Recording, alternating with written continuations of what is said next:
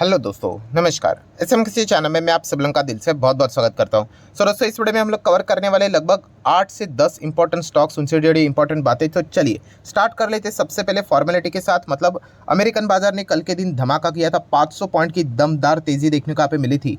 And आज के दिन अगर हम हमारे बाजार की बात करें, शुरुआत तो गैप अप अच्छा होगा, यही अनुमान था एंड वैसा ही कुछ होते हुए देखने को मिला। बट उसके बाद लगातार हम लोग को बिकवाली ही होते हुए देखने को यहाँ पे मिली। एंड आज के दिन निफ्टी की बात करें तो मतलब सिर्फ 50 पॉइंट ही हम लोग को डाउन देखने को यहाँ पे मिला है। बट अल्टीमेटली हम कह सकते हैं अमेरिकन बाजार और निफ्टी ने आखिर में हिसाब किताब अपना तो मैच कर ही लिया। मतलब कुछ दिनों पहले हम लोगों ने देखा ही था कि अमेरिकन बाजार में अच्छी खासी गिरावट थी, बट उसके बावजूद हमारे बाजार में बहुत अच्छी तेजी हम लोग को देखने को यहाँ पे मिली थी, लगभग 190 पॉइंट्स के आसपास। बट अल्टीमेटली अभी वापस सारा मामला सेटल डाउन होते हुए देखने को यहाँ पे मिल रहा है।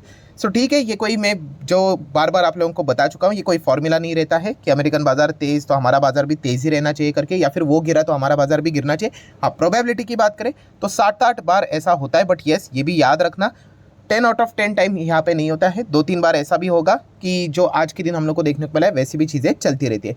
सो एज ए इन्वेस्टर हमें इससे कोई लेना देना होता नहीं, ज़्यादा कोई फर्क नहीं पड़ता है। बट फिर भी एक ओवरव्यू करने के लिए हम इन चीज़ों के ऊपर थोड़ा बहुत फोकस रख लेते हैं, ठीक है। देन दोस्तों, अगर हम लोग यहाँ पे बात करेंगे तो निफ्टी 50 की, तो कल के दिन जो निफ्टी के रक्षक थे HDFC बैंक, रिलायंस, तो उनमें भी आज हम लोग को अच्छी खासी गिरावट देखने को यहाँ पे मिली है। अगर ये थोड़ा ठीक कर लेते हैं तो यूजुअली हमारा निफ्टी भी ठीक यहाँ पे कर ही लेता है। बट कल के दिन इन्होंने अच्छा परफॉर्मेंस दिखाया था। आज के दिन हम कह सकते हैं इनमें हल्का सा प्रॉफिट बुकिंग होते हुए देखने को यहाँ पे मिला है।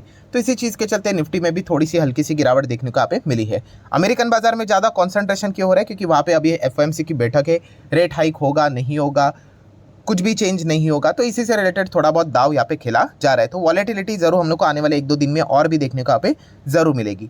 नेक्स्ट अगर हम लोग बात करेंगे दोस्तों, तो CE इन्फो सिस्टम लिमिटेड, जिसको हम लोग प्यार से मैप माई इंडिया के नाम से जानते हैं, बहुत ही उम्दा कंपनी है, शानदार कंपनी है। अगर कोई चाहे तो इस कंपनी को डिटेल में जरूर स्टडी यहाँ पे कर सकता है। बहुत ही कमाल का बिजनेस मॉडल देखने को मिल जाता है। बट अभी अभी इसकी शुरुआत हुई है, शुरुआत मतलब बाजार में जस्ट अभी लिस्ट हुआ है, तो उस हिसाब से हम देख सकते हैं जहाँ से शुरू हुआ था ज़बरदस्त गिरा, फिर वापस रिकवर होकर ज़बरदस्त वहीं पे आया, ठीक है।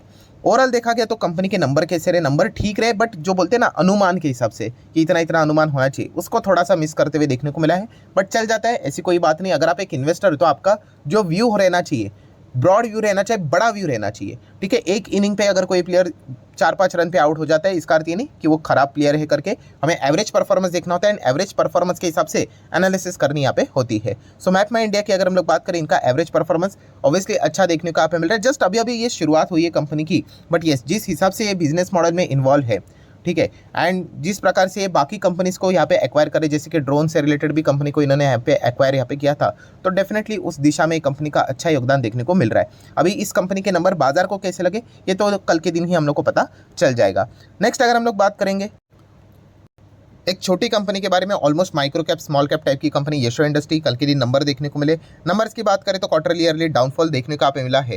एंड उसके बाद आज के दिन भी हम देख सकते हैं कंपनी में लगभग 3.5 से 3.25% की गिरावट देखने को मिली है। काफ़ी रिस्की कंपनी है। बिगनर ने तो इस कंपनी से, ऐसे कंपनी से दूर ही रहना चाहिए, क्योंकि इनमें जब गिरावटें आती है 40-50% की गिरावटें रहती है। हाँ, अगर आप पुराना डेटा देखोगे तो आपको रिटर्न्स अच्छे खासे देखने को यहाँ पे मिल जाएंगे। अच्छा, ये NSE का वेबसाइट है, इसीलिए हम लोग को ऐसा डेटा देखने को मिल रहा है।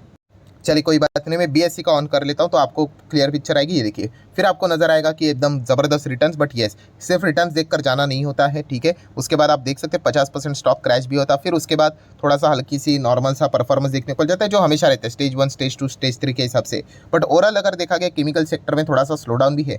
एंड उसमें अगर देखा गया तो एक छोटी कंपनी है, तो नंबर एज एक्सपेक्टेड ही थे, जो केमिकल कंपनी के जैसे आ रहे वैसे हम लोग को देखने को यहाँ पे मिले थे। सो उसी चीज़ का रिएक्शन आज के दिन भी इस कंपनी के ऊपर देखने को मिला। TVS मोटर की बात करें, कल के दिन इन्होंने भी अपने नंबर दिखाए थे। एग्जाम्पल तो याद आया होगा, यस, कौन सा वाला, कि किसी प्लेयर ने 130 स्कोर किया है, फिर उसी प्लेयर ने 140, 50, 160 स्कोर करने के बाद अगर वो 120 स्कोर करता है तो 120 खराब स्कोर नहीं। बट हाँ, कंपैरिजन करने जाओगे तो हम जरूर कह सकते हैं वैसा ही कुछ परफॉर्मेंस TVS का भी हम लोग को देखने को यहाँ पे मिला था। सो ओवरऑल हम कह सकते हैं कि चलो अच्छा लगा कि कोई ज़्यादा गिरावट नहीं, 1% की गिरावट देखने को यहाँ पे मिली है। सिर्फ नंबर ही कंपेयर करते रहेंगे तो कभी ना कभी तो जाके ऐसे नंबर्स बन जाएंगे कि उसको बीट करना मुश्किल हो जाएगा। तो इसका अर्थ ये नहीं कि कंपनी ग्रोथ नहीं कर रही है, तो ये पॉइंट भी समझ में यहाँ पे आना चाहिए। प्लस इलेक्ट्रिक व्हीकल की बात करें, मोबिलिटी की बात करें, तो उसमें भी इस कंपनी का अच्छा खासा योगदान देखने को यहाँ पे मिल रहा है। नेक्स्ट अगर हम लोग बात करेंगे दोस्तों, तो वैभव ग्लोबल, यस, कल के दिन बहुत सारे लोगों के मैसेज आए थे, सर वैभव ग्लोबल, वैभव ग्लोबल। तो दोस्तों, जब तक नंबर नहीं आते हम थोड़ा सा ओवरव्यू कैसे करें, तो लिटरली दिन खत्म होने के लिए यस, मतलब हम कह सकते हैं 11 बजकर ऐसा कुछ 50 मिनट या फिर 53 मिनट पे कंपनी के नंबर आ गए। मतलब लिटरली 5-6 मिनट 7 मिनट ऐसा कुछ पेंडिंग था, तभी कंपनी ने नंबर पेश यहाँ पे किए। एंड नंबर्स के बाद बाजार का रिएक्शन आज के दिन आप देख सकते हैं 3% का नेट रिएक्शन, मतलब अच्छा तेजी देखने को यहाँ पे मिला है। सो वैभव ग्लोबल की अगर हम लोग बात करें, काफ़ी रिस्की कंपनी है, जस्ट बड़े प्लेयर इसमें निवेश करते हैं, इसलिए बहुत सारे बिगनर भी इनमें निवेश कर लेते हैं। एंड बाद में जब गिरावट होती है तो उनको बहुत ज़्यादा दिक्कत होती है। हमेशा मैं आप लोगों को कहना चाहूँगा दोस्तों, हर किसी की रिस्क टेकिंग एबिलिटी अलग अलग होती है। किसी के लिए 100 रुपया बहुत कीमती होता है, तो किसी के लिए 100 रुपया मतलब कुछ भी नहीं। तो डिपेंड करता है, तो उस हिसाब से वो अपनी अपनी रिस्क लेते हैं। इसके पहले भी मैंने आप लोगों के लिए अलग अलग वीडियोज़ बनाकर यहाँ पे बताया था कि बड़े प्लेयर्स अगर किसी स्टॉक में जा रहे हैं तो उसको ब्लाइंडली कॉपी मत करना, क्योंकि उनका अगर 100 करोड़ डूब गया तो शायद से उनके लिए कोई इतना ज़्यादा मायने नहीं रखता होगा, क्योंकि उनका पोर्टफोलियो इतना बड़ा होगा, रिस्क टेकिंग एबिलिटी होगी। बट अगर आपके लिए अगर मान लीजिए अगर अब 10,000 भी बहुत बड़ी रकम है, तो ऑब्वियसली आपको तो फ़र्क पड़ेगा। तो ये भी जानना उतना ही इक्वली इंपॉर्टेंट रहता है। एंड थोड़ा सा पास्ट रिकॉर्ड भी देखना, मतलब चार्ट पैटर्न के हिसाब से ये भी चीज़ें आपको दर्शाती है कि भाई ये कंपनी जब गिरती है 95% तक गिरावट हमें दिखाती है, तो ये एक्सट्रीम खतरनाक, मतलब बोलते हैं ना, कंपनीज के कैटेगरीज में आती है। तो ये पॉइंट भी पता होना चाहिए। एंड बाद में फिर ऐसा स्टॉक गिरेगा तो फिर आपको झटका नहीं लगेगा, क्योंकि ये पता ही है कि ये इसी प्रकार का नज़ारा दिखाता है। एनीवेज, देखा गया तो कंपनी के नंबर्स को बाजार ने थम्सअप किया। एंड लास्ट टाइम के भी जो नंबर थे, लास्ट टाइम मतलब Q1 के नंबर की बात करें, तभी भी इसके नंबर अच्छे ही देखने को मिले थे। तो बैक टू बैक 2 क्वार्टर के नंबर इनके अच्छे देखने को मिले। हाँ, नो डाउट Q1 के जो नंबर थे वो तो एकदम ही सॉलिड सुपर डुपर हिट थे, जिसके चलते तो वीबीएल नहीं, वैभव ग्लोबल की अगर हम लोग बात करें तो लगभग 14 to 15% की जंप उन्होंने दिखाई थी। आज के दिन की बात करें, शुरुआत बहुत ज़बरदस्त हुई थी यहाँ पे, ऐसा लग रहा था कि आज के दिन भी लास्ट टाइम जैसा परफॉर्मेंस दिखाएगा, पर उसके बाद प्रॉफिट बुकिंग थोड़ा और बाद में नॉर्मल ही चला। तो ओवरऑल हम कह सकते हैं कि चलो बाजार को नंबर तो बुरे नहीं लगे, इतना तो हम कह सकते हैं। फाइन ऑर्गेनिक की बात करें, सेम वैसा ही हुआ है कि इनके अपने खुद के रिकॉर्ड्स इतने बड़े बन चुके हैं, उसको बीट करना तो बहुत ही मुश्किल यहाँ पे रहने वाला है। एंड इसी चीज़ के चलते आज के दिन भी हम देख सकते हैं 3-3.25% की गिरावट फाइन ऑर्गेनिक में भी देखने को यहाँ पे मिली है। नेक्स्ट अगर हम लोग बात करेंगे पीडीलाइट जैसा स्टॉक 6-6.25% भागना, मतलब कुछ तो खबर होगी। ये कोई छोटी कंपनी नहीं कि कोई बड़ा पैसा लगा दे और स्टॉक यहाँ पे भाग गया करके। बहुत बड़ी कंपनी है, ब्लू चिप टाइप की कंपनी है, 1.25 लाख करोड़ का मार्केट कैप है, इंडेक्स में भी कभी भी आ सकती है, इस प्रकार की डिसेंट कंपनी। तो पीडीलाइट इतना भागा क्यों, तो कोई तो खबर होगी। तो उसके पीछे का रीज़न है गोल्डमैन सैच। ये दोस्तों गोल्डमैन सैच ने इसको अपग्रेड यहाँ पे कर दिया है, टारगेट्स यहाँ पे बढ़ा दिए हैं। एंड इसी चीज़ के चलते पीडीलाइट इंडस्ट्री में हम लोग को अच्छी तेज़ी देखने को यहाँ पे मिल चुकी है। काफ़ी डिसेंट कंपनी है, ब्लू चिप है। तो आपको बताइए एक एवरेज जो ब्लू चिप का जो परफॉर्मेंस होता है वो क्या होता है, 5 साल में 100% रिटर्न। 100 मतलब गारंटी की बात नहीं हो रही, डबल की यहाँ पे बात हो रही है। ये एक एवरेज परफॉर्मेंस होता है। बार बार मैं आपको बोल चुका हूँ, ये कोई गारंटी नहीं रहती है। हम लोग शेयर मार्केट में खड़े हैं, ये 100 का 200 भी हो सकता है, या फिर 100 का 0 भी हो सकता है, क्योंकि बाजार है। तो ये भी पॉइंट हमें पता होना चाहिए। तो 5 साल में कितना दिया इसने एवरेज, चलो 100 के ऊपर ही दिया है, 148 मतलब 150। सो हम ऐसा कहेंगे कि इसने अपनी ही परफॉर्मेंस को बीट कर दिया है। एंड शेयर होल्डर लिटरली इससे खुश होंगे, इतना हम तो यहाँ पे कह सकते हैं। नेक्स्ट अगर हम लोग बात करेंगे केपीआईटी टेक, कल के दिन भी अच्छे नंबर्स यहाँ पे दिखाए थे, during the market he number आए थे। आज के दिन भी दमदार परफॉर्मेंस देखने को यहाँ पे मिला है। 3% की तेज़ी, 3.25% की तेज़ी आज भी हम लोग को देखने को यहाँ पे मिल चुकी है। सो जेपी मॉर्गन की अगर हम लोग यहाँ पे बात करें, ठीक है, तो अभी भी इंतजार कर रहे होंगे कि कब 44% की गिरावट होगी, क्योंकि उन्होंने टारगेट दिया था कि ज़बरदस्त गिरावट होगी करके। उनका रीज़न तो वैलिड था, बट येस, जो गिरावट का परसेंटेज था कि आधा ही हो जाएगा, ये कुछ मतलब बाजार को हजम यहाँ पे नहीं हुआ है। उसके बाद से अगर देखा गया तो स्टॉक में अभी तक कोई बड़ा डेंट फिलहाल तो पड़ते हुए देखने को नहीं मिला है। गाइडेंस की भी बात करें तो वो भी मैनेजमेंट ने इस कंपनी के प्रति अपना गाइडेंस बढ़ा दिया है।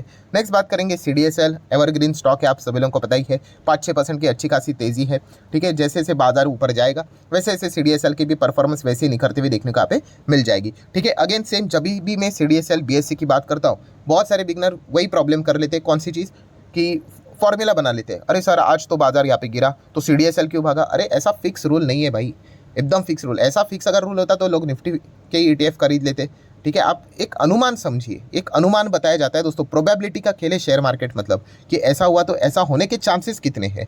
ये कोई फिक्स गारंटी रूल 1+1=2 ऐसा नहीं है। ये मैं बहुत बार आपको यहाँ पे बता चुका हूँ। तो ये बार बार ये सवाल यहाँ पे आते रहते हैं, तो ये भी पॉइंट आप लोगों को पता है यहाँ पे होना चाहिए। तो उस हिसाब से अगर देखा गया तो 5 साल में आप देख सकते हो इतना तो रिटर्न इंडेक्स तो नहीं देगा, 5 साल में 500% के आसपास। तो ये पॉइंट भी हमको पता यहाँ पे होना चाहिए। बट येस, अगर इस कंपनी को अगर आप प्रॉपरली समझ लेते हो कि इसका बिजनेस कैसा चलता है, तो ऑब्वियसली लॉन्ग टर्म वाले जो निफ्टी के ऊपर बहुत ज़्यादा बुलिश रहते हैं कि निफ्टी भविष्य में 25, 30, 40, 50 जरूर जाएगा। यहाँ पे टाइम लेकर जाएगा, करेक्शन दिखा के जाएगा। तो उनको पता भी है कि CDSL का भी परफॉर्मेंस उस हिसाब से हम लोग को देखने को मिल सकता है। टाटा मोटर की बात करें, 629 पे आज पे दिन चलते हुए देखने को मिला है। यस, कल के दिन एक अच्छी खबर भी यहाँ पे देखने को मिली थी। कौन सी? वही टाटा नैनो का जो केस हम लोग को देखने को मिली थी वो यहाँ पे जीत चुके हैं। 750 करोड़ के आसपास का कॉम्पनसेशन इसको मिल जाएगा। तो किसी ने कमेंट भी किया था सर कॉम्पनसेशन तो मिल जाएगा, बट आपको पता ही है कि केस के ऊपर केस, केस के ऊपर केस चलता रहता है। हाँ, वो तो उनका अधिकार है, वो ज़रूर यहाँ पे जा सकते हैं, ये चीज़ें तो यहाँ पे चलती रहेगी। बट देखा गया तो अल्टीमेटली जो डिसीजन है वो टाटा मोटर के फेवर में हम लोग को आते हुए देखने को यहाँ पे मिला है। सो ओवरऑल देखा गया तो ये पुराना केस है, आप सभी लोगों को पता ही होगा। अगर मैं एक लाइन में अगर आप लोगों को बोल दूँ तो आपको पता ही है, वेस्ट बंगाल में टाटा मोटर अपना नैनो का प्लांट यहाँ पे लगाना चाह रहे थे, ठीक है। एंड तब जो सरकार पावर में नहीं थी, ठीक है, तभी वो लगा रहे थे। एंड जब वो अपोजिशन में बैठे हुए थे तो उन्होंने उस चीज़ का विरोध किया था। जब वो पावर में आ गए तो उन्होंने उस प्लांट को मतलब रोक दिया, ठीक है। एंड इसी चीज़ के चलते मतलब इन्वेस्टमेंट किया है, वो इन्वेस्टमेंट मतलब मजाक थोड़ी ना है, कितने करोड़ों का इन्वेस्टमेंट होता है, तो उसका पैसा तो वापस यहाँ पे मिलना चाहिए। तो यहाँ पे उनको नहीं मिला। एंड इसी चीज़ के चलते हम लोग को ये सारे कोर्ट मामले, ट्रिब्यूनल, ये वो चीज़ें देखने को यहाँ पे मिली। एंड इसी से रिलेटेड जो फैसला है अभी टाटा मोटर के पक्ष में हम लोग को देखने को यहाँ पे मिल चुका है। नेक्स्ट अगर हम लोग बात करेंगे दोस्तों तो penny stock. Yes, penny stock से रिलेटेड कभी कभी एक दो बीच में वीडियोस यहाँ पे मैं बनाते रहता हूँ, ठीक है। एंड अगर देखा गया तो एक बीच में एक स्टॉक आप लोगों को स्टडी करने के लिए दिया था, कौन सा, टार्क लिमिटेड, ठीक है। रियल इस्टेट वाली ये कंपनी है, 40 के आसपास थी, अभी 100 को क्रॉस करते हुए देखने को मिला। ऑब्वियसली कोई रिकमेंडेशन नहीं था, सिर्फ बताने का मकसद ये था कि रियल इस्टेट सेक्टर बहुत अच्छा खासा परफॉर्मेंस यहाँ पे दे रहा है। तो पेनी स्टॉक पे भी अगर आप चुनना चाहते हो तो इस सेक्टर से के बारे में थोड़ा बहुत स्टडी यहाँ पे कर सकते हो। नेक्स्ट अगर हम लोग यहाँ पे बात करेंगे दोस्तों आईपीओ से रिलेटेड, तो सेलो का आईपीओ यहाँ पे जारी रहते हुए देखने को मिल रहा है, ठीक है। तो आईपीओ की अगर हम लोग बात करें तो फिलहाल तो जीएमपी के ऊपर ही ज़्यादा फोकस यहाँ पे रखा जाता है। तो कितना जीएमपी चल रहा है सेलो का, तो 132 के आसपास, प्राइस कितना है 650 के आसपास। तो मोटा मोटी अगर मैं बात करूं अभी 20% के आसपास जीएमपी देखने को यहाँ पे मिल रहा है। सो 20% है, तो ये पॉइंट आप लोगों को पता होना चाहिए। जाना है नहीं जाना है वो कंप्लीटली आपकी चॉइस है। सिर्फ इतना ही कहना चाहूँगा, बाजार वॉलेटाइल यहाँ पे रह सकता है, क्योंकि अभी एफओएमसी के जो आउटकम है वो सामने यहाँ पे आ जाएगा, ठीक है। आ जाएगा मतलब कल के दिन की अगर हम लोग बात करें तो इस चीज़ के चलते बाजार में वॉलेटिलिटी यहाँ पे हो सकती है। अगर बाजार ऊपर चला गया तो फिर आपको ज़्यादा कोई टेंशन लेने की ज़रूरत नहीं है, क्योंकि 20% का जीएमपी उड़ने के लिए बाजार का नीचे जाना बहुत इंपॉर्टेंट रहेगा। एंड जोर से अगर जाता है तो ये 20 का 10 भी यहाँ पे रह सकता है। सो ये पॉइंट आपको पता होना चाहिए। बाकी मामाअर्थ की अगर हम लोग यहाँ पे बात करें, ये जो आईपीओ यहाँ पे आया है, जीएमपी तो कोई भी नज़र नहीं आता है। 324 का प्राइस की अगर हम लोग बात करें, और कितना चल रहा है प्रीमियम, केवल 7 रुपये, मतलब एकदम ना के बराबर, माइनस में भी जा सकता है, डिस्काउंट के ऊपर भी लिस्ट हो सकता है। इस प्रकार की खबरें फिलहाल, खबरें मतलब जो डेटा है उसके हिसाब से हम लोग को सारा खेल देखने को यहाँ पे मिल रहा है। मतलब बाजार थोड़ा सा भी और अगर गिर जाता है, एकदम ज़्यादा पैनिक फैल जाता है, तो माइट भी ये 7 रुपये का जो प्रीमियम है वो भी उड़ जाएगा। तो परसेंटेज के हिसाब से तो ये तो कुछ भी नहीं है यहाँ पे। तो जीएमपी के हिसाब से अगर देखा गया, मतलब आईपीओ में जो रहते हैं ना, सिर्फ लिस्टिंग गेन के लिए अगर कोई जाना चाहता है तो देखा गया तो शायद से वो मामाअर्थ को इतना ज़्यादा प्रेफरेंस नहीं देंगे जितना कि ज़्यादा सेलो को देंगे, क्योंकि सेलो का जीएमपी फिलहाल जो चल रहा है वो 20% के आसपास है। ये कोई गारंटी नहीं होती है, क्योंकि जब लिस्ट होने जाएगा तभी की स्थिति बाजार की क्या होगी वी डोंट नो। माइट भी 20 का 40 भी हो जाए और 20 का पूरा 0 भी हो जाए, ये भी चीज़ हम लोग को देखने को मिल सकती है। तो अकॉर्डिंगली आप लोगों ने इन सारी चीज़ों को स्टडी करना चाहिए। सो आशा करता हूँ वीडियो हेल्पफुल लगा होगा, तो जरूर लाइक एंड शेयर भी यहाँ पे कर देना। So that's it, thank you very much दोस्तों, we will be meeting our next video. तब तक के लिए बाय बाय।